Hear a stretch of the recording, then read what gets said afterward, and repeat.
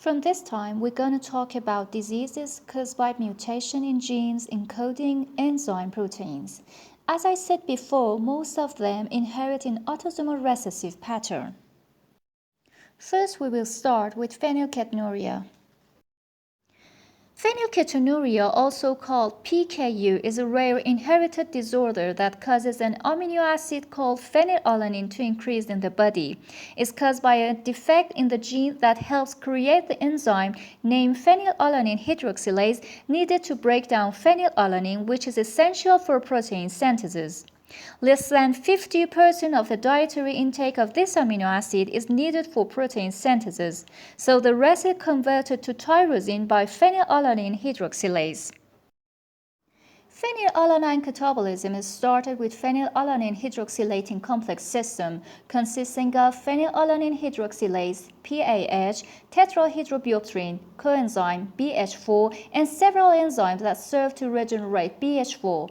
By this system, the phenylalanine is converted to tyrosine, which is break down to DOPA by tyrosine hydroxylase and BH4, that is also converted to dopamine and melanin by related enzymes. Melanin is skin color substance that is not produced in phenylketonuria.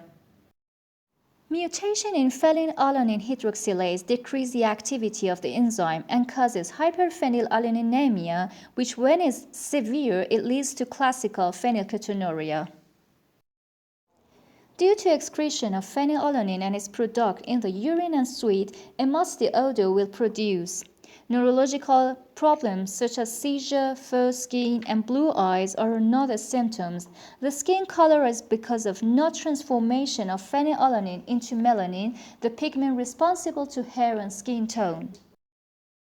In mild or moderate forms, the enzyme retains some functions, so phenylalanine levels are not much high and the symptoms are milder than classic type.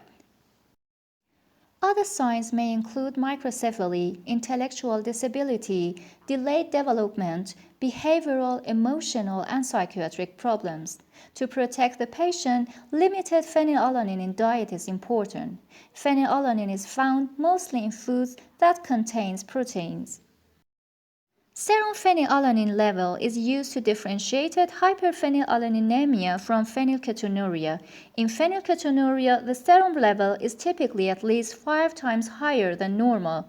Also, evaluation of specific mutation can be done after a biochemical diagnosis. Enzyme replacement therapy is another additional therapy for phenylketonuria. In 2% of hyperphenylalaninemia, there is a problem in tetrahydrobiopterin cofactor, which is not treated only by dietary restriction, and supplementation with this cofactor is also needed.